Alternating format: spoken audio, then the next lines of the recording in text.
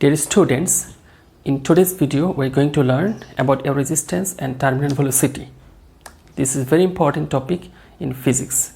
So let me know what is air resistance. An object moves through air, experiences a force that opposes its movement. That opposite force is called air resistance. You can do this investigation very easily when you walk through the air, or run, or ride a bicycle, or travel on a bus. You faces or experiences a air that tries to oppose it. That opposite force is called air resistance. This air resistance depends on many factors like the shape of the object that moves through the air, speed of the object, and the density of the air. So these factors affect the air resistance. For an example, when an object moves through air, it experiences two significant forces. One is weight force, another is air resistance force. Make sure air resistance force only arises when an object moves. For an example, if I release a spherical ball, at the point of release, it experiences only one force, that is weight force. But at the point of release, there is no velocity or the speed of that falling object. That's why the air resistance force will be 0 at the point of release. So the resultant force on this object is totally by the weight force. So resultant force will be W minus 0, that means only weight force. But when the time passes or the falling object falls through the air, it will accelerate because of the unbalanced force. That means its speed increases gradually. So after certain time, what will happen? The weight force remain constant over the time at the total journey, but air resistance or the drag force gradually increases as the speed increases. So the drag force increases. So the net force will be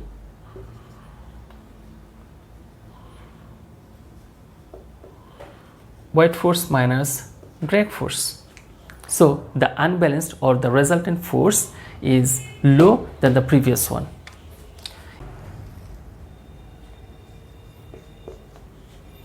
Eventually, the drag force will be equal to the weight force. At that time, the net force will be, the resultant force will be 0. As the resultant force is 0 or the unbalanced force is 0, the acceleration will be 0. So at this unbalanced force, that falling object moves at a constant velocity, at a constant maximum velocity by the falling object. That constant maximum velocity is called terminal velocity.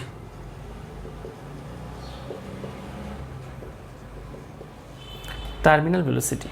So the features of terminal velocity are: the resultant force will be 0, the resultant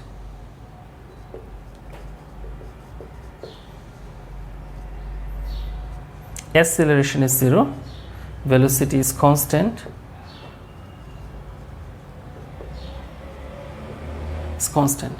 So if I draw the velocity time graph for this situation, it would like be velocity time graph. Initially, there is a maximum acceleration because there is unbalanced force is a maximum for this phenomena. That's why the line should be steeper to shallow and finally horizontal. Because there is a greater unbalanced force, steeper the line, greater speed increases. And as the unbalanced force gradually decreases, that's why the line will be shallow. And finally, the unbalanced force is 0, that's why that object moves at a constant velocity. This constant velocity by the falling object is called the terminal velocity. So make sure during terminal velocity, object moves at a constant velocity. as this object moves at a constant velocity, the acceleration will be 0, and this situation the unbalanced force obviously is 0. So what would like be the acceleration time graph during this journey? Acceleration gradually decreases as the unbalanced force acting on the object decreases. So the line should be, and finally 0. Up to this point the acceleration is 0, and this point acceleration is maximum, and this is 0, and as the unbalanced force is lower and gradually decreases the line. The same concept experiences by the skydiver during skydiving. If I explain the situation,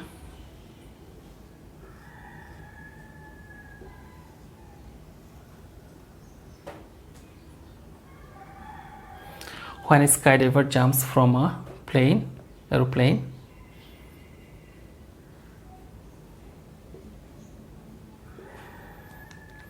so at the point of jump she experiences only weight force, because at the point of jumping the velocity is 0. That's why there will be no air resistance. So the resultant force acting on the skydiver totally by the weight force. Same phenomena by the ball experienced when it moves through the air. So the resultant force or the net force will be weight force. But when a skydiver moves through the air, he experiences a force. But when a skydiver moves through the air, she experiences an opposite force that increases the air resistance. So at this point there will be some air resistance that tries to oppose it, drag force. The resultant force will be lower than the previous one, drag force. But eventually what will happen? The drag force will be equal to the weight force. That is so called the resultant force is 0, and the object moves at a constant velocity. That velocity possessed by the object or the skydiver is called the terminal velocity. So during skydiving, skydiver opens her parachute when she reaches a terminal velocity, like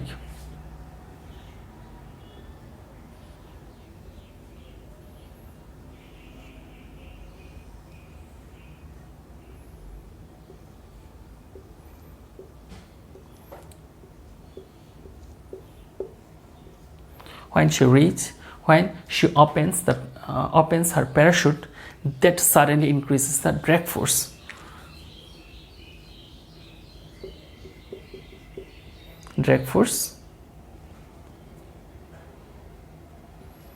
Then compared to the weight force, because weight force remains constant during the total journey. So the resultant force acting on the skydiver to the upward. For this, the parachutist or the skydiver significantly decreases her velocity to the downward. As the parachutist decreases her velocity, the drag force gradually decreases, because drag force or the air resistance force is affected by the speed. As the speed is lower, air resistance will be lower.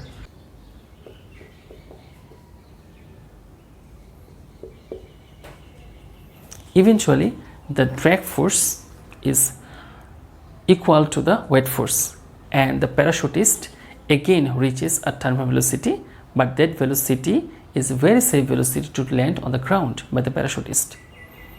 So during this journey, the air resistance force changes, but weight force remains constant, and obviously air resistance force is affected by the shape of the parachutist and the speed of the skydiver. So it will be more clear to you when I explain the velocity time graph for the skydiving. if I draw the velocity time graph, initially the parachutist moves at a greater speed and gradually decreases, and finally at a constant velocity that is called terminal velocity, and at this point she opens her parachute that suddenly decreases the speed, and as the speed decreases the drag force gradually decreases and eventually it will be equal to the weight force and again reaches another terminal velocity, and that is safe to land on the ground, and finally he lands on the ground. So if I mark some points on the graph and explain what is happening at these points, like at point A, the resultant force is totally by the weight force. There is no air resistance at the point of jumping by the skydiver. So due to weight force, it accelerates at the maximum, because that's why the line is steeper at the initial. So the resultant force is totally by the weight and acting downward, and at the point of release it experiences its maximum acceleration. As the time passes, skydiver faces air, and that air increases the air resistance force. As the air resistance opposes the weight force, the resultant force will be lower at point B than point A, but still the resultant force acting downward. As the resultant force is lower than point A, so the acceleration or the rate of acceleration is low than point A. That's why the line is shallow from that one. As skydiver speeded up, eventually when it reaches at point C, the air resistance is equal to the weight force. At that time, the resultant force acting on this object or acting on the skydiver is zero. That's why the acceleration also zero, because we know the second law of Newton, the net force equal m into a. When the net force is zero, acceleration also zero. So at this point net force is zero, acceleration is zero, and object moves at a constant velocity. So that constant velocity is called the terminal velocity. But still that object moves to the downward at a constant velocity. But make sure when the resultant force is zero, it does mean that object or the skydiver remains at a still. It means that the resultant force is zero. It means that the acceleration is zero, but the skydiver moves at a constant velocity to the ground.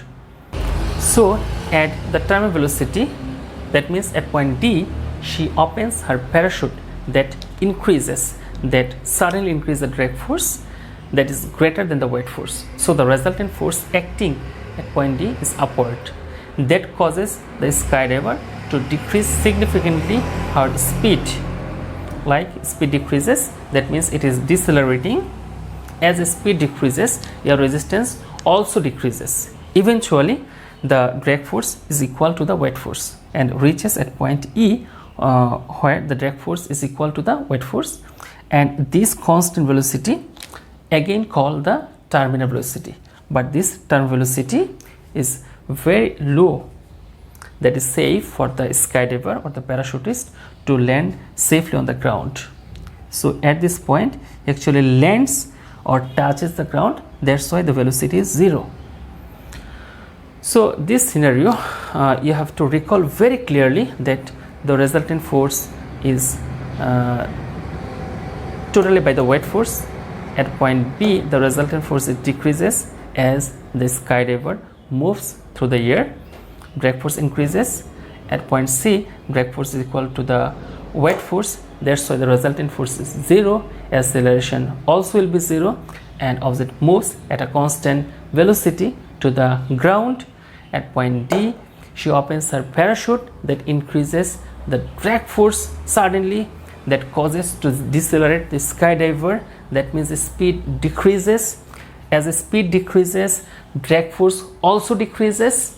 So At point E, drag force again is equal to the weight force and reaches again the terminal velocity, but that terminal velocity or the velocity is low than the previous one, like this is low velocity, and that is safe to the parachutist to land on the ground, and that's why the line is touches the x-axis. It means that the velocity is 0 when she reaches on the ground.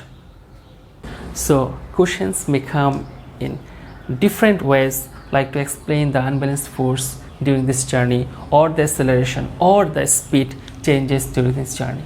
So I hope you can answer all the questions you are facing at the exam. Thank you. If you have any doubt on this topic, let me know at the comment section. I will try to solve at my following classes. Thank you.